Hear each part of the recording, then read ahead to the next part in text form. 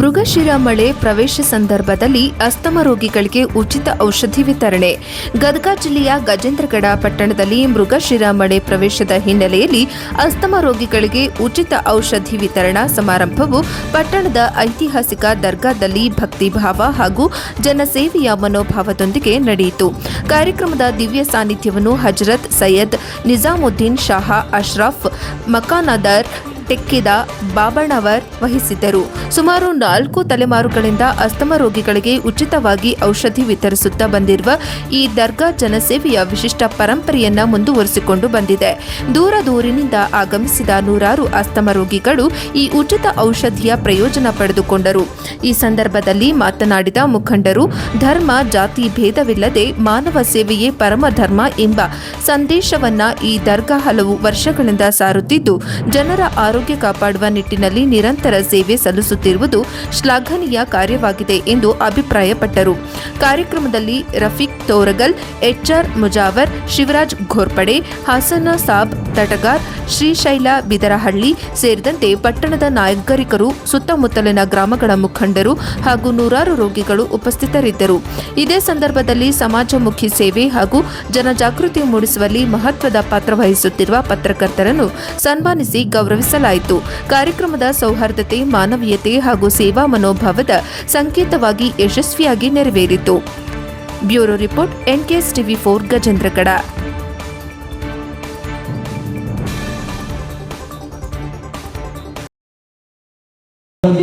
ಅಶ್ರಫಿ ಮಕಾಂದರ್ ಗುರುಗಳ ಒಂದು ದಿವ್ಯ ಸಾನ್ನಿಧ್ಯದಲ್ಲಿ ಸುಮಾರು 500 ವರ್ಷಗಳ ಐತಿಹಾಸಿಕ ಹಿನ್ನೆಲೆಯನ್ನು ಹೊಂದಿರುವಂಥ ಗದಗ ಜಿಲ್ಲೆಯಲ್ಲೇ ಅತ್ಯಂತ ಒಂದು ಸೌಹಾರ್ದತೆಗೆ ಹೆಸರುವಾಸಿಯಾಗಿರುವಂಥ ಟೆಕ್ಕೆ ದರ್ಗಾದ ವತಿಯಿಂದ ಸುಮಾರು 45 ವರ್ಷಗಳಿಂದ ಕೂಡ ನಿರಂತರವಾಗಿ ನಾವು ದಮ್ಮು ಕೆಮ್ಮು ಇರುವಂಥ ರೋಗಿಗಳಿಗೆ ಏನು ಉಚಿತವಾದಂಥ ಔಷಧಿ ವಿತರಣಾ ಕಾರ್ಯಕ್ರಮಕ್ಕೆ ಆಗಮಿಸಿರುವಂಥ ಎಲ್ಲ ವೇದಿಕೆ ಮೇಲೆ ಹಾಸ್ಯರಾಗಿರುವಂಥ ಅತಿಥಿ ಮಹೋದಯರಿಗೆ, ಗುರುಗಳಿಗೆ ಮತ್ತು ವೇದಿಕೆ ಮುಂಭಾಗದಲ್ಲಿ ಹಾಸ್ಯರಾಗಿರುವಂಥ ಎಲ್ಲರಿಗೂ ಕೂಡ ವಂದಿಸ್ತಾ, ತಮಗೆಲ್ಲ ಗೊತ್ತಿರುವ ಹಾಗೆ ಈ ಒಂದು ಟೆಕ್ಕೆ ದರ್ಗಾ ಎಲ್ಲ ಜಾತಿ ಸಮೂಹಕ್ಕೂ ಕೂಡ ಸರ್ವ ಜನಾಂಗದ ಶಾಂತಿಯ ತೋಟದಂತೆ ಕಾಣ್ಕೊಂಡು ಬಂದಿರುವಂಥ ಹಿನ್ನೆಲೆಯನ್ನು ಹೊಂದಿದೆ. ಬಹುಶಃ ನೀವು ನೋಡ್ತಾ ಇರ್ಬೋದು, ಕೆಳಗಲಪೇಟೆಯ ದುರ್ಗಾದೇವಿಯ ಜಾತ್ರೆ ಆಗ್ಬೇಕಂತಂದ್ರೆ ಅದು ಟೆಕ್ಕೆ ದರ್ಗಾದಿಂದ ಒಂದು ಮಾಲಾರ್ಪಣೆ ಹೋದ ನಂತರದಲ್ಲಿ ಉರುಸಾಗುತ್ತೆ, ಜಾತ್ರೆ ಆಗುತ್ತೆ. ಆದರೆ ಗಜೇಂದ್ರಗಡದೊಳಗಡೆಗೆ ಟೆಕ್ಕೆ ದರ್ಗಾ ಎಲ್ಲ ಜಾತಿ ಜನಾಂಗಕ್ಕೂ ಕೂಡ ಹೊಂದಾಣಿಕೆ ಹೊಂದೋರಿಗೆ ಸರ್ವ ಜನಾಂಗವನ್ನು ಒಂದು ಕಡೆ ಗಟ್ಟಿಯಾಗಿ ಕರ್ಕೊಂಡು ಹೋಗುವಂತ ನಿಟ್ಟಿನೊಳಗಡೆ ಸರ್ವ ಜನಾಂಗದ ಶಾಂತಿಯ ತೋಟದ ಒಂದು ಮಂತ್ರದಂತೆ ಇವತ್ತು ನಮ್ಮ ಟೆಕ್ಕೆ ದರ್ಗಾ ಕೆಲಸವನ್ನ ಮಾಡ್ತಾ ಇದೆ. ಪೂಜ್ಯರು ಈ ಹಿಂದಿನ ದೊಡ್ಡ ಗುರುಗಳಿದ್ದಂತ ಏನು ಹಾಕಿ ಹೊಟ್ಟು ಹೋಗಿದ್ರು, ಅದೇ ದಾರಿ ಒಳಗಡೆಗೆ ನಮ್ಮ ಈಗಿರುವಂತ ಪೀಠಾಧಿಪತಿಗಳಾದಂತ ನಿಜಾಮುದ್ದೀನ್ ಶಾಹ ಅಶ್ರಫ್ ಮಕಾಂದರ್ ಗುರುಗಳು ಕೂಡ ಅದೇ ಮಾರ್ಗದ ಒಳಗಡೆಗೆ ನಮ್ಮನ್ನೆಲ್ಲ ಕರ್ಕೊಂಡು ಹೋಗ್ತಾ ಇದ್ದಾರೆ. ಇವತ್ತು ಕೆಮ್ಮು ಮತ್ತು ದಮ್ ಇರುವಂತವ್ರಿಗೆ ಉಚಿತವಾದಂತ ಔಷಧಿಯನ್ನ ಗುರುಗಳು ಕೊಡ್ತಾ ಇದ್ದಾರೆ. ಈ ಹಿಂದೆ ಹೇಗಿತ್ತಪ್ಪ ಅಂದ್ರೆ ನಾವೆಲ್ಲ ರೊಟ್ಟಿ ಮುಟ್ಟಿಗೆ ತಿಂತಿದ್ವಿ, ರೊಟ್ಟಿ ಬಡ್ದು ಅದನ್ನೆಲ್ಲ ಮುಟ್ಟಿಗೆ ಮಾಡಿ ಕೊಡ್ತಿದ್ರು, ಆರೋಗ್ಯವಾಗಿ ದಷ್ಟಪುಷ್ಟವಾಗಿ ಬೆಳಿತಿದ್ವಿ. ಆದ್ರೆ ಇವತ್ತಿನ ಕಾಲಮಾನದಲ್ಲಿ ಏನಾಗ್ಬಿಟ್ಟೆ ಅಂದ್ರೆ ನಾವೆಲ್ಲರೂ ಕೂಡ ಆಧುನಿಕತೆಯ ಸ್ಪರ್ಶಕ್ಕೆ ಬಿದ್ದು ಪಿಜ್ಜಾ, ಬರ್ಗರು, ಆನ್ಲೈನ್ ಫುಡ್ಗಳಿಗೆ ಜೋತ್ ಬಿದ್ದೀವಿ. ಆದ್ರೆ ನಮ್ಮ ಹಿರಿಕರು ಹೆಂಗದಾರಪ್ಪ ಅಂದ್ರೆ ಇವತ್ತು ನಮ್ಮ ಮುಂದೆ ಇರುವಂತ ಅಜ್ಜಿಗಳಿವೆ, ಆ ಅಜ್ಜಿ ಒಂದು ಹಾಡುಗಳನ್ನ ಆಡಿದ್ದು, ಆ ಅಜ್ಜಿಗೆ ಸುಮಾರು 90 ಮೇಲೆ ಆಗಿರ್ಬೇಕು ಅನ್ಸುತ್ತೆ ನನಗೆ ಅನ್ಸಿದ ಮಟ್ಟಿಗೆ. ಆ ರೀತಿ ಗಟ್ಟಿ ಒಳಗಡೆ ಇನ್ನೂ ಕೂಡ ಹಾಡಾಡ್ತಾರ ಅಂತಂದ್ರೆ ಆ ರೊಟ್ಟಿ ಮುಟ್ಟಿಗೆ ಶಕ್ತಿ ಐತೆ. ನಾವೆಲ್ಲ ನಿಂತಿದೀವಿ ಇವತ್ತು ಪಿಜ್ಜಾ ಬರ್ಗರ್ನ ಕಾಲಘಟ್ಟದೊಳಗೆ ನಿಂತೀವಿ. ಯಾಕೆ ಈ ಮಾತನ್ನು ಹೇಳ್ತಾ ಇದ್ದೀನಿ ಅಂತಂದ್ರೆ, ಇವತ್ತು ನಮ್ಮ ಆರೋಗ್ಯವನ್ನ ಕಾಪಾಡ್ಕೊಳ್ಬೇಕಾಗಿತ್ತು ಆನ್ಲೈನ್ಗಳ ಮುಖಾಂತರ ಅಲ್ಲ, ಆನ್ಲೈನ್ಗಳಲ್ಲಿ ಸಿಗ್ತಾ ಇರುವಂತ ಪಿಜ್ಜಾ ಬರ್ಗರ್ಗಳಿಂದಲ್ಲ, ನಮ್ಮ ಹಿರಿಕರು ಹಾಕಿಕೊಟ್ಟಿರುವಂತ ರೊಟ್ಟಿ ಮುಟ್ಟಿಗೆ ಒಳಗಡೆ ನಮ್ಮ ಶಕ್ತಿ ಐತಿ. ಆದ್ರೆ ನೆಲ ಗುದ್ದಿದ್ರೆ ನೀರು ಬರ್ತಿದ್ವು ಅಂತ, ನೆಲ ಗುದ್ದಿದ್ರೆ ನೀರು ಬರ್ತಿದ್ವು ಅಂತ, ಬೋರ್ವೆಲ್ ಹಾಕಿದ್ರೆ ನೀರು ಬರುವಂತ ಇವತ್ತ ಒಂದು ಕಾರ್ಯವನ್ನ ನಮ್ಮೆಲ್ಲ ಹಿರಿಯ ದರ್ಗಾದ ಪೀಠಾಧಿಪತಿಗಳು ಮಾಡ್ತಾ ಬಂದಿದ್ದಾರೆ. ಇವತ್ತ ಕೆಮ್ಮು ದಮ್ಮು ಅಸ್ತಮ ಆದ ತಕ್ಷಣ ಅದ್ರ ಬಗ್ಗೆ ನಮ್ಮ ಮೆಡಿಕಲ್ ಗುರುಗಳು ಜೊತೆಗೆ ನಮ್ಮ ಪ್ರತಾಪ್ ಸರ್ ಅವರು ಬಹಳಷ್ಟು ನಮಗೆ ಹೇಳಿದ್ರು. ಇವತ್ತು ಏನು ಮಾಡ್ತಿದ್ದೀವಪ್ಪ ಅಂದ್ರೆ ನಾವು ಒಂದು ಬದುಕಿವಿಲಿ ಕೇಳಿ ಎಡಕಿವಿಲಿ ಬಿಟ್ಟು ಹೋಗ್ಬಿಡ್ತೀವಿ. ಆದರೆ ಅದನ್ನು ಮಾಡೋದ್ರಿಂದ ಈ ಕಾರ್ಯಕ್ರಮ ಯಶಸ್ಸಾಗಲಿಕ್ಕೆ ಸಾಧ್ಯ ಇಲ್ಲ. ನಾವೆಲ್ಲರೂ ಕೂಡ ದುಶ್ಚಟಗಳಿಂದ ದೂರ ಇರಬೇಕು, ಬೀಡಿ ಸಿಗರೆಟ್ ಸೇವನೆಯನ್ನು ಬಿಡಬೇಕು, ತಂಬಾಕು ಸೇವನೆಯನ್ನು ಬಿಡಬೇಕು. ಹೊಗೆ ಮುಕ್ತ ಪ್ರದೇಶದೊಳಗೆ ತಾವು ಜೀವಿಸಿದಾಗ ಅಸ್ತಮ ತಡೆಗಟ್ಟಲಿಕ್ಕೆ ಸಾಧ್ಯ.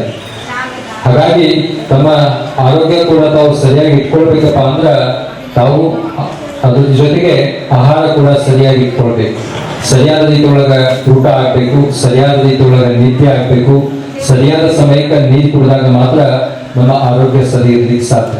ಹಾಗಾಗಿ ಇವತ್ತು ಕೆಮ್ಮು ದಮ್ಮು ಅಸ್ತಮಕ್ಕೆ ನೀಡುವಂತ ಔಷಧಿ ಯಾವುದೇ ಕೂಡ ನಮ್ಮ ಔಷಧಿಗೆ ಅಡ್ಡ ಪರಿಣಾಮ ಇರೋದಿಲ್ಲ. ಯಾವುದೇ ಔಷಧಿಗೆ ಅಡ್ಡ ಪರಿಣಾಮ ಇರೋದಿಲ್ಲ. ಜೊತೆಗೆ ತಾವೇನಾದ್ರೂ BP ಶುಗರಿಗೆ ಮತ್ತೊಂದಕ್ಕೆ ಯಾವ್ದಾದ್ರೂ ತಾವು ಔಷಧಿ ತಗೊಳ್ತಿದ್ರೆ ಈ ಔಷಧಿಗೂ ಆ ಔಷಧಿಗೂ ಕೂಡ ಯಾವುದೇ ವ್ಯತ್ಯಾಸ ಆಗೋದಿಲ್ಲ. ತಾವು ಆ ಔಷಧಿನ ತಗೊಳ್ಕೊಳ್ಬಹುದು.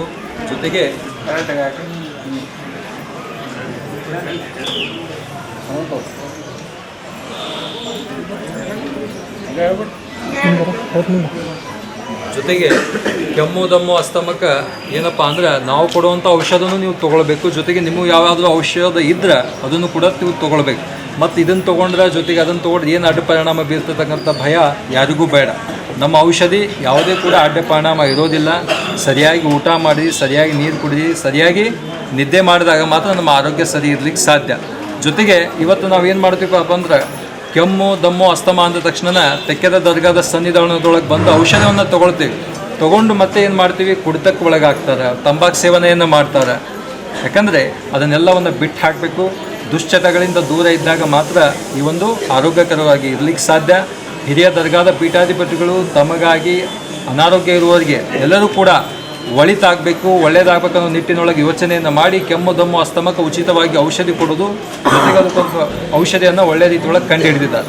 ಹಾಗಾಗಿ ಅದರ ಸದುಪಯೋಗ ಆಗಬೇಕು ಹೊರತಾಗಿ ದುರುಪಯೋಗ ಆಗೋದು ಬೇಡ. ಹಾಗಾಗಿ ಎಲ್ಲರಿಗೂ ಕೂಡ ಔಷಧಿ ಸಿಗ್ತೈತೆ. ಎಲ್ಲೇ ನೀವು ಕುಳಿತರೂ ಕೂಡ ಅಲ್ಲಿಗೆ ಬಂದು ನಮ್ಮ ಕಾರ್ಯಕರ್ತರು ನಿಮಗೆ ಔಷಧಿಯನ್ನು ಕೊಡ್ತಾರೆ. ಯಾರೂ ಕೂಡ ಎದ್ದು ಹೇಳಲಿಕ್ಕೆ ಹೋಗಬೇಡ. ತಾವೆಲ್ಲಿ ಕುಂತೀರಿ ಅಲ್ಲೇ ಕುಳಿತುಕೊಡ್ರಿ, ಎಲ್ಲರೂ ಕೂಡ ಔಷಧಿ ಸಿಗ್ತೈತೆ. ಹಾಗಾಗಿ ತಾವೆಲ್ಲರೂ ಕೂಡ ಔಷಧಿಯನ್ನು ತೆಗೆದುಕೊಡ್ರಿ. 1 ಗಂಟೆ 32 ನಿಮಿಷಕ್ಕೆ ಸರಿಯಾಗಿ ಮೃಗಶಿರ ಮಳೆ ಪ್ರವೇಶವಾಗ್ತೈತೆ. ಅಲ್ಲಿವರೆಗೂ ನಾವು ಕೊಟ್ಟಂಥ ಮಾತ್ರೆ ಗುಳಿಗೆ ನಿಮ್ಮ ಕೈ ಒಳಗೆ ಇರಬೇಕು. ನಾವು ಹೇಳಿದಾಗ ಈ ಕಡೆ ಗಂಟೆ ಬಾರಿಸಿದಾಗ ನೀವು ಔಷಧಿಯನ್ನು ತೆಗೆದುಕೊಳ್ಬೇಕು. ಅಲ್ಲಿವರೆಗೂ ನಾವು ಕೊಟ್ಟಂಥ ಔಷಧಿ ನಿಮ್ಮ ಕೈ ಒಳಗನೆ ಇರಬೇಕು. ಹಾಗಾಗಿ ನೀವೆಲ್ಲರೂ ಕೂಡ ಅದ್ರ ಬಗ್ಗೆ ಹೆಚ್ಚಿನ ಕಾಳಜಿಯನ್ನು ವಹಿಸಬೇಕು. 1 ಗಂಟೆ 32 ನಿಮಿಷಕ್ಕೆ ಸರಿಯಾಗಿ ಔಷಧಿ ಕೊಡ್ತೀವಿ. ಅದಾದ ತಕ್ಷಣ ತಮ್ಮೆಲ್ಲರೂ ಕೂಡ ಊಟದ ವ್ಯವಸ್ಥೆ ಇದೆ.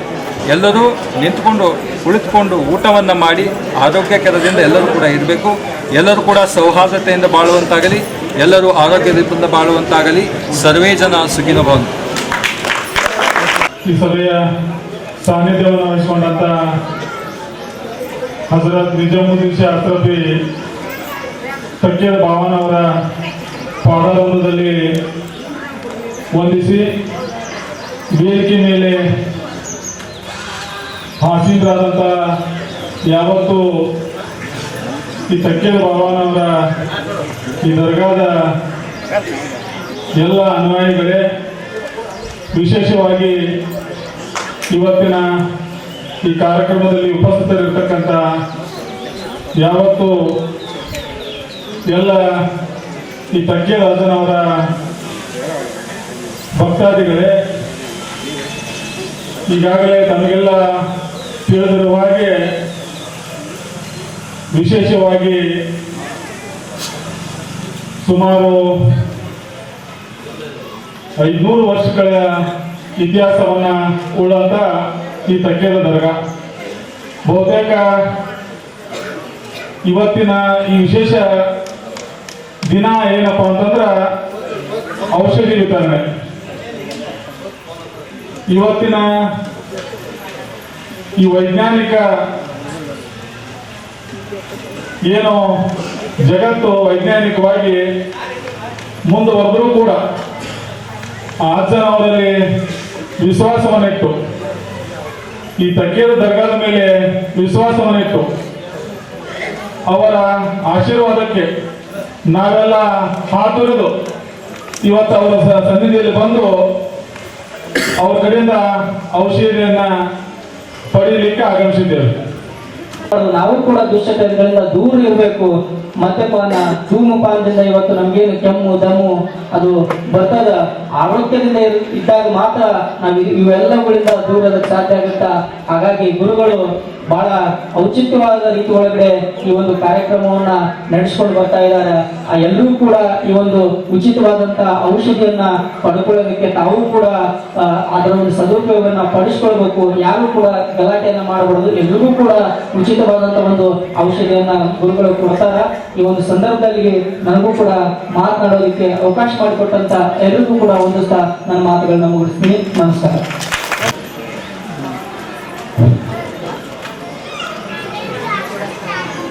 ಕಲಿಗಳ ತವರೂರು, ಕಲಾವಿದರ ನಾಡು ಕರುನಾಡು, ಕಪ್ಪಾದ ನಾಡು ಕರುನಾಡು, ಅದೇ ನಮ್ಮ ಕನ್ನಡ ನಾಡು.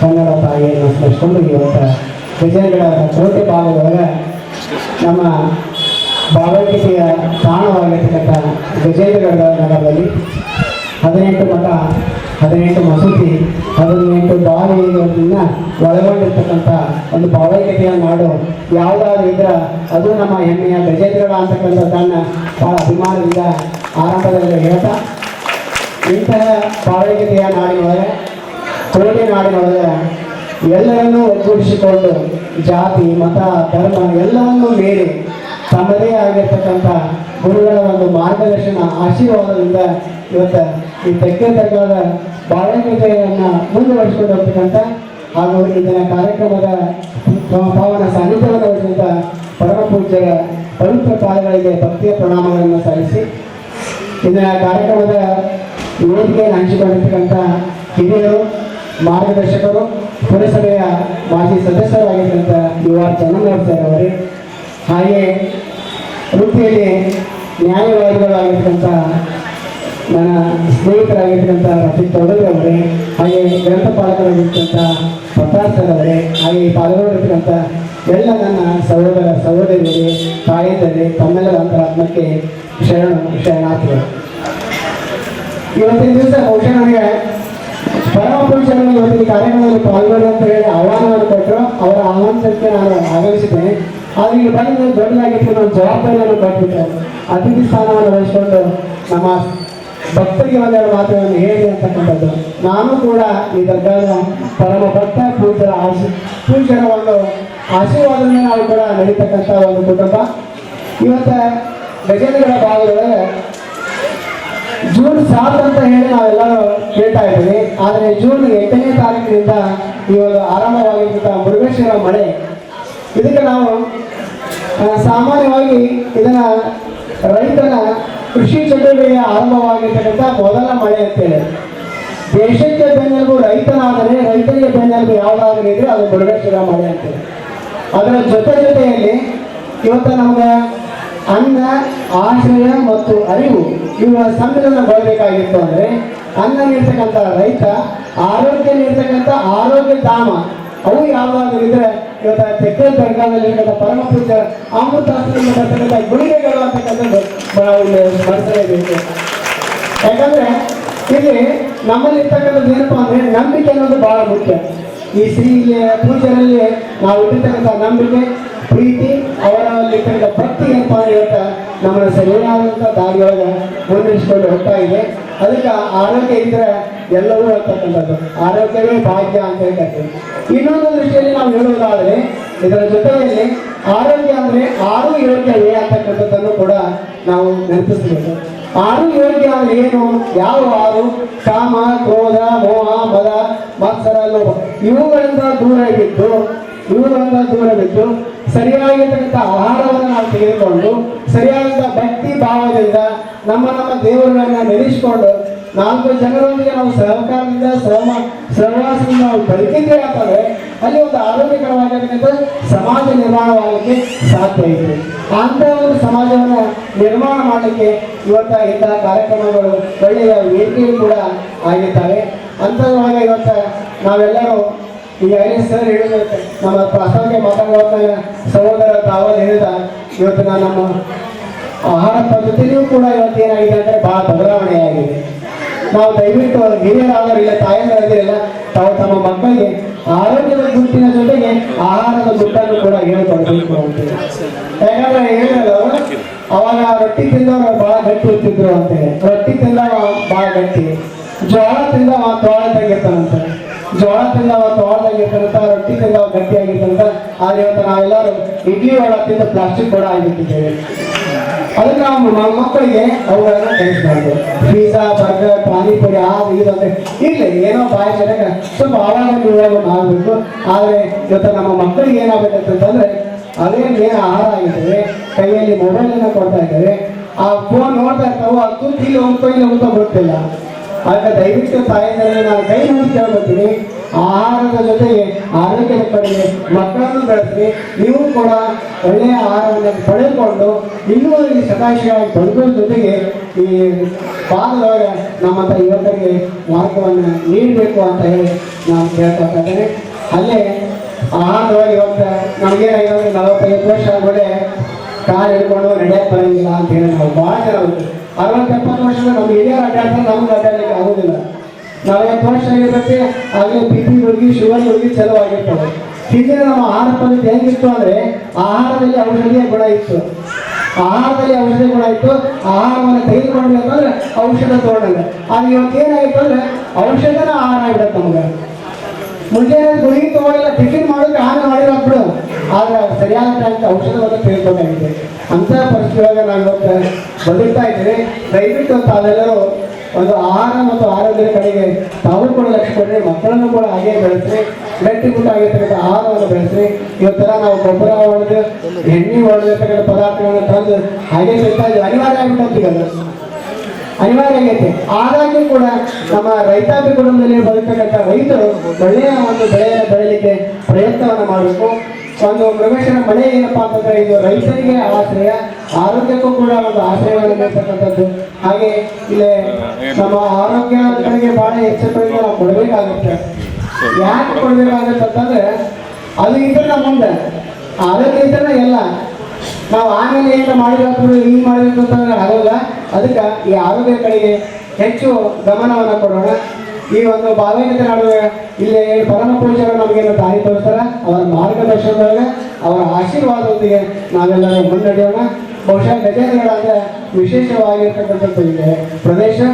ಪರಮ ಪೂಜ್ಯರು ಶೈಕ್ಷಣಿಕವಾಗಿ, ಧಾರ್ಮಿಕವಾಗಿ, ಸಾಮಾಜಿಕವಾಗಿ ಎಲ್ಲ ರಂಗಗಳಲ್ಲಿಯೂ ಕೂಡ ಇವತ್ತು ವೇದಿಕೆಯನ್ನು ಹಂಚಿಕೊಂಡು ಸಮಾಜವನ್ನು ಸರಿದಾರಿಯಲ್ಲಿ ತರುವುದರ ಜೊತೆಗೆ ಒಗ್ಗಟ್ಟಿನಿಂದ ನಡೀಲಿಕ್ಕೆ ಇವತ್ತು ಪ್ರಾಮಾಣಿಕವಾಗಿ ಪ್ರಯತ್ನವನ್ನು ಯಾರು ಮಾಡ್ತಾರೆ ಅಂದರೆ ಸೆಕೆಂಡ್ ಭಾಗದ ಅಜ್ಜರು ಮಾಡಲಿಕ್ಕೆ ಹತ್ತಾರ ಅಂತ ಹೇಳ್ತಕ್ಕಂಥದ್ದು ಬಹಳ ಸಂತೋಷದಿಂದ ಹೇಳಬೇಕಾಗುತ್ತೆ.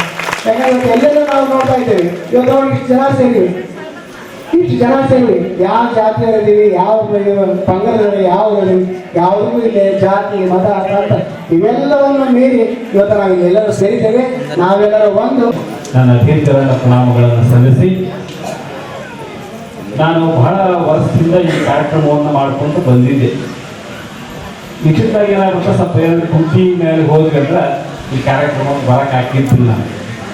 ಆದ್ರೆ ನಮಗೆ ತೆಕ್ಕೆ ತರಗಾದ ಆಚಾರ್ಯ ಏನು ಸಂಬಂಧ ಅಂತ ಹೇಳಿದ್ರೆ, ಇಂಥ ಕಾರ್ಯಕ್ರಮ ಮಾಡೋದು ಒಂದು ಸಂಬಂಧ, ಎರಡನೇದಾಗಿ ಅವ್ರು ಒಂಥರ ನಮ್ಮ ಕೌಟುಂಬಿಕ ಮನುಷ್ಯರಾದಂಗೆ ಆಗಿರ್ತಾರೆ. ಮೊನ್ನೆ ನಾನು 7 ಗಂಟೆಗೆ ಅವಸರ ಮಾಡಿ ಡ್ಯೂಟಿಗೆ ಹೋಗ್ಬೇಕಾಗಿತ್ತು. ನಾನು ಅವಸರ ಮಾಡಿ ಹೊಂಟಿದ್ದೆ. ನಮ್ಮ MS ಮಕಾಂದಾರ್ ಅವರು ನಮ್ಮ ಮನೆಗೆ ನಾನು ಏನು ಹಣ್ಣು ಕೊಡ್ರಿ, ನನಗೆ ಅದನ್ನು ಕೊಡ್ರಿ, ಇದನ್ನು ಕೊಡ್ರಿ ಏನು ಕೇಳಿದ್ದಿಲ್ಲ. ನಾನು ಅವ್ರಿಗೆ ಭಾಳ ಸಣ್ಣ ವ್ಯಕ್ತಿ. ನಮ್ಮ ಮನೆಗೆ ಒಂದು 8-10 ಚಲೋ ಮಾವಿನ ಹಣ್ಣು ತೊಗೊಂಡು ಪತ್ತಾರ ಮನೆಯಲ್ಲಿ ಇದ್ರಿ, ಪತ್ತಾರ ಮನೆಯಲ್ಲಿ ಹುಡುಕೊಂಡು ಬಂದು ನಮ್ಮ ಮನೆಗೆ ಕೊಟ್ಟೆ. ನನಗೆ ಇಷ್ಟ ಆನಂದ ಆಗ್ತಲ್ಲ.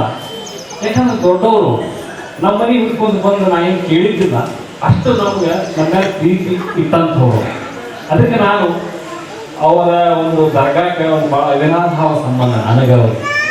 ನಾನು ಪ್ರತಿ ಸರಿ ಅವರ ತೋಟಕ್ಕೆ ಹೋಗಿರ್ತೀನಿ, ನನಗೆ ಏನಾರ ಒಂದು ಬೇಕಂತ ತೊಗೊಂಬಂದಿರ್ತೀನಿ, ಹಂಗೆ ಮನೆಯವ್ರು ಆದಂಗೆ ಆಗಿರ್ತೀವಿ. ಈ ಕಾರ್ಯಕ್ರಮಕ್ಕೆ ನನಗೆ ಸೂಟಿ ಅದ, ಅದಕ್ಕೆ ಈ ಕಾರ್ಯಕ್ರಮಕ್ಕೆ ನಾನು ಅವ್ರು ನನಗೆ ಹೇಳ್ತಿಲ್ಲ. ಅದು ಕೂಡ ನಾನು ಕೇಳ್ಕೊಂಡು, ಯಾಕಂದ್ರೆ ನನ್ನ ಮನೆ ಕಾರ್ಯಕ್ರಮ ಅಂತ ನಾನು ಇಲ್ಲಿ ಬಂದೆ. ಇದು ಒಂದು ನನಗೆ ಭಾಳ ಹೆಮ್ಮೆ. ಆ ನಿಟ್ಟಿನಲ್ಲಿ ಇವತ್ತು ಇದಕ್ಕೆ ಅಸ್ತಮಾ ರೋಗದ ಬಗ್ಗೆ ಏನು ಔಷಧಿಯನ್ನು ವಿತರಣೆ ಮಾಡ್ತಾರೆ. ಮೃಗಶಿರ ಮಳೆ ಒಂದು ಕೂಡುವಂಥ ಸಂದರ್ಭದಲ್ಲಿ ಅಸ್ತಮಾ ರೋಗಿಗಳಿಗೇನು ಇಲ್ಲಿ ಇದನ್ನ ಔಷಧಿ ಕೊಡ್ತಾರ. ಇದು ಭಾಳ ತಲತಲಾಂತರಗಳಿಂದ ನಡ್ಕೊಂಡು ಬಂದಿರುವಂಥದ್ದು ಪದ್ಧತಿ. ಯಾಕೆ ಈ ಪದ್ಧತಿ ಆತಂದ್ರ ಈ ದರ್ಗಾ ಮೇಲೆ ಭಕ್ತರ ಒಂದು ನಂಬಿಕೆ ಇರುತ್ತೆ. ನಂಬಿಕೆ ಅನ್ನೋದು ಬಹಳ ದೊಡ್ಡದು. ಈಗ ಗುಳಿಗೆ ತಗೊಂಡ್ರೆ ಆರಾಮಾಗುತ್ತಾನ ಅಂತಂದ್ರೆ ನಾವು ಸಂಶಯ ಮಾಡಿದ್ರೆ ಆರಾಮಾಗೋದು, ಏನು ಆರಾಮಾಗೋದು. ಹೌದಾ? ಈಗ ನೀವು ಡಾಕ್ಟರ್ ಹತ್ರ ಹೋಗ್ತೀರಿ, ಡಾಕ್ಟರ್ ಹತ್ರ ಒಬ್ರು ಕೈಗುಣ ಅಂತ ಇರ್ತದೆ. ಕೈಗುಣ ನಿಮ್ಗೆ ಆ ಡಾಕ್ಟರ್ ಕೈಗುಣ ಭಾಳ ಚಲೋ ನೋಡಿ ಅಂತಂದ್ರೆ, ಯಾಕಂದ್ರೆ ಒಂದು ಇಂಜೆಕ್ಷನ್ ಮಾಡಾಗಿಲ್ಲ, ಒಂದು ಕೈ ಮೈ ಮುಟ್ಟುದಿಲ್ಲ ಅಂತ 2 ಗುಳಿಗೆ ಬರೀತಾನೆ ಎಲ್ಲ ಆರಾಮಾಗುತ್ತೆ ಅಂತೀರ ನೀವ. ಅದು ನಂಬಿಗೆ. ನಾವು ನಂಬಬೇಕು. ನಂಬಿ ಮೆಚ್ಚಿ ಕರೆದಳೆ ಓ ಎನ್ನನೇ ಶಿವನು. ದೇವರನ್ನು ಕೂಡ ನಾವು ನಂಬಿ ಕರೆದು ಬರ್ತಾನ. ಹೌದ್ರೆ? ಈ ಗುಳಿಗೆ ಏನಾಗುತ್ತ, ಈ ಮಂತ್ರೌಷಧಿ ಕೊಡೋದ್ರಿಂದ ಏನಾಗುತ್ತ, ಬಹಳ ಮಂದಿಗೆ ಸಂಶಯ ಇರುತ್ತದೆ. ಯಾವಾಗಲೂ ನಂಬದೇ ಇದ್ರೆ ಯಾವ ರೋಗಗಳು ವಾಸಿ ಆಗೋದಿಲ್ಲ, ಏನೂ ಬದಲಾವಣೆ ಆಗಲ್ಲ. ನಂಬಿಕೆ ಬಹಳ ಮುಖ್ಯ ಮನುಷ್ಯ. ಈ ನಮ್ಮ ಗಜೇಂದ್ರಗಢದೊಳಗೆ ಈ ತೆಕ್ಕೆ ದರ್ಗಾ ಬಗ್ಗೆ ಬಹಳಷ್ಟು ನಂಬಿಕೆ ಅದ. ಏನು ನಂಬಿಕೆ ಅದ? ಮಕ್ಕಳು ಕಿರಿಕಿರಿ ಮಾಡಿದ್ರೆ ಬರ್ತಾರಿಲ್ಲ, ಮಕ್ಕಳು ಊಟ ಮಾಡಲಿಲ್ಲ ಅಂದ್ರೆ ಬರ್ತಾವ. ಇಲ್ರಿ ಯಾಕೆ ಊಟನ ಮಾಡಬಲ್ಲ ನನ್ನ ಮಗ ಅಂತ ಹೇಳಿ ಹೆಣ್ಮಕ್ಳು ಬರ್ತಾರೆ. ಇವತ್ತು ಹೆಣ್ಮಕ್ಳೆಲ್ಲ ಸೇರಿರಲ್ಲ, ಇವರು ನಂಬಿಗಸ್ತರು ಹೆಣ್ಮಕ್ಳು. ಯಾವಾಗ ಅದೇನೋ ಹೇಳ್ಬಿಟ್ರೆ ಸಾಕು, ನಾವು ನಂಬಿಡ್ತಾರೆ. ಹಂಗೆ ನಂಬಬೇಕು ನಾವು. ಆಮೇಲೆ ಅವರು ಕೂಡ ಆ ನಮ್ಮ ನಂಬಿಕೆಗೆ ಯೋಗ್ಯರಲ್ಲ, ಅದು ಬಹಳ ಮುಖ್ಯ. ಎಲ್ಲರನ್ನು ನಂಬೋದಲ್ಲ, ಆದ್ರೆ ನಮ್ಮ ನಂಬಿಕೆಗೆ ಯೋಗ್ಯ ಇದ್ದವರು ನಮ್ಮ ತೆಕ್ಕೆ ದರ್ಗಾ ಅರ್ಥ. ಆಮೇಲೆ ಯಾವುದೇ ಫಲಾಪೇಕ್ಷೆ ಇಲ್ಲ, ನೀವು ಇಷ್ಟೇ ಕೊಡ್ರಿ, ಇಷ್ಟ ದುಡ್ಡು ಕೊಡಬೇಕು ಅಂತ ಏನೂ ಇಲ್ಲ. ನಿಸ್ವಾರ್ಥ ಸೇವೆಯನ್ನ ನಮ್ಮ ಗಜೇಂದ್ರಗಢಕ್ಕೆ ಅವ್ರು ಮಾಡಕತ್ತಾರೆ. ತಮಗೆಲ್ಲ ಗೊತ್ತಿರುವಂಥದ್ದು ನಾ ಭಾಳ ಹೇಳಬೇಕಾಗಿಲ್ಲ ಅದನ್ನು. ಯಾಕಂದ್ರೆ 50 ರೂಪಾಯಿ ಕೊಡ್ರಿ, 100 ರೂಪಾಯಿ ಕೊಡ್ರಿ, 1000 ರೂಪಾಯಿ ಕೊಡ್ರಿ ಅನ್ನೋದೆಲ್ಲರೂ ಇಲ್ಲ.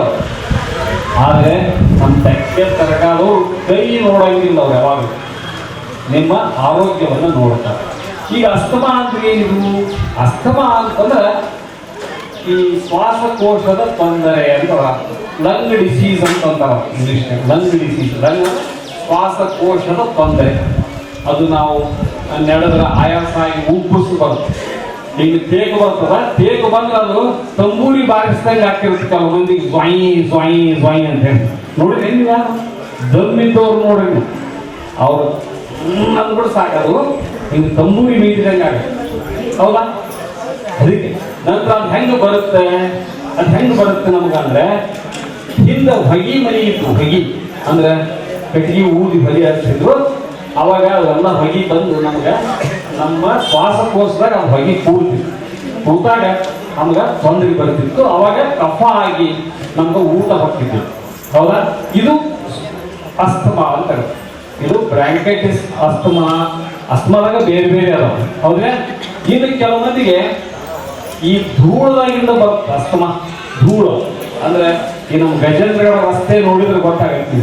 ಮುಂದೊಂದು ಯಾವ್ದಾರ ಗಾಡಿ ಹೋಗಿ ಹಿಂದೆ ನಾವು ಹೋಗಿಬಿಟ್ರೆ ಆ ಧೂಳೆಲ್ಲ ನಮ್ಮ ಮೂಗಿನಾಗ ಸೇರ್ಕೊಂಡ್ಬಿಡ್ತದೆ.